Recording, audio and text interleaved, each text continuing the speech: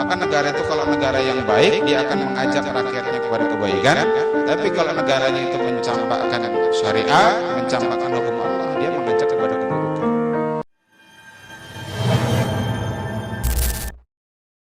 Ada perintah dari Rasulullah, kalau mengetahui kemungkaran, wajib hukumnya kita mengubah kemungkaran tersebut.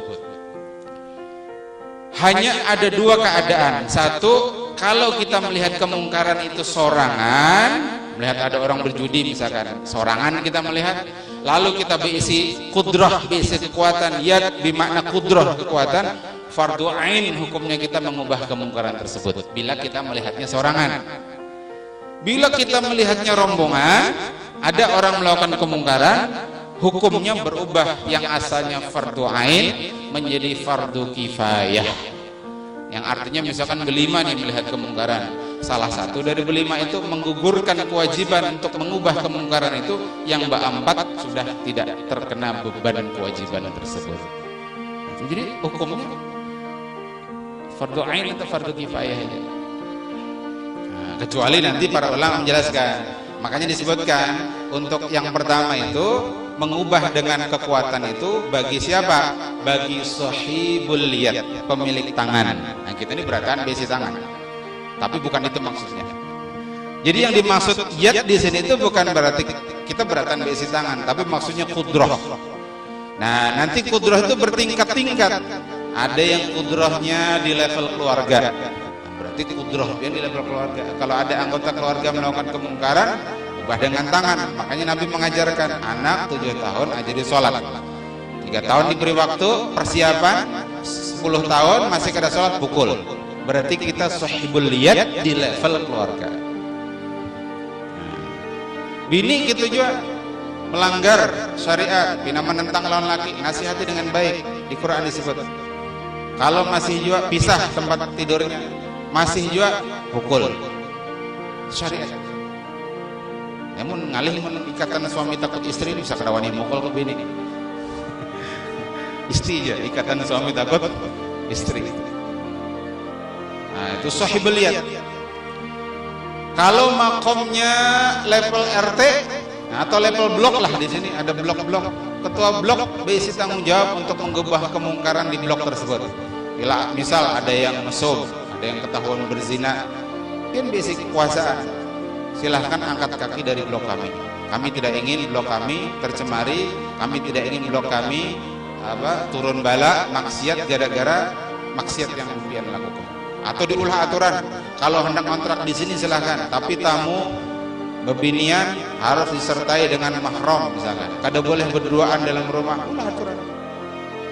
Kalau ada pelanggaran, kita sebagai sahibul yad gunakan kekuasaan sampai ke level negara.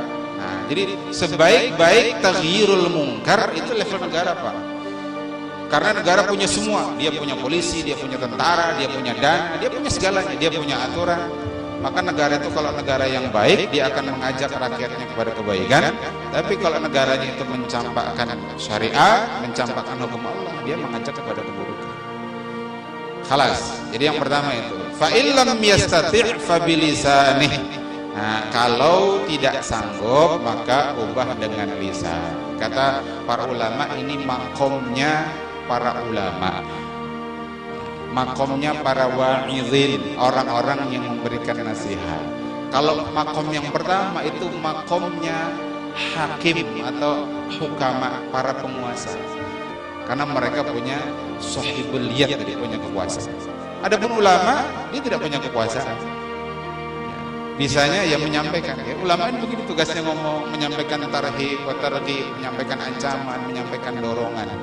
Nah, tapi jangan diabaikan, bil lisan ini pun penting.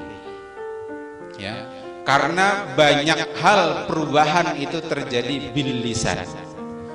Kenapa dulu terjadi perang dunia? Ya, di antara tokohnya itu Adolf Hitler. Itu karena Adolf Hitler dengan orasinya yang menggebu-gebu, yang menggugah, membakar, itu akhirnya ya pemuda-pemuda Jerman itu akhirnya siap perang. Kita punya Bung Tomo yang dengan orasinya yang luar biasa, itu akhirnya membuat arek-arek Surabaya itu kemudian siap berjihad, sehingga jadilah 10 November itu sebagai hari pahlawan. Jadi kekuatan kata-kata, kekuatan lisan itu penting. Bahkan Nabi kita dengan kekuatan lisan beliau membuat kemudian orang berbondong-bondong masuk Islam, hingga akhirnya beliau itu dituduh dengan sahirul bayan, orang yang menyihir dengan penjelasan, orang yang menyihir dengan kata-kata. Jadi jangan dianggap remeh kata-kata. Nah, makanya dalam Quran itu disebutkan kata-kata itu termasuk sesuatu yang Allah sebutkan, wa man ahsanu qawlan mimman da'a ilallah. Siapakah yang lebih baik ucapannya daripada orang yang mengajak kepada Allah.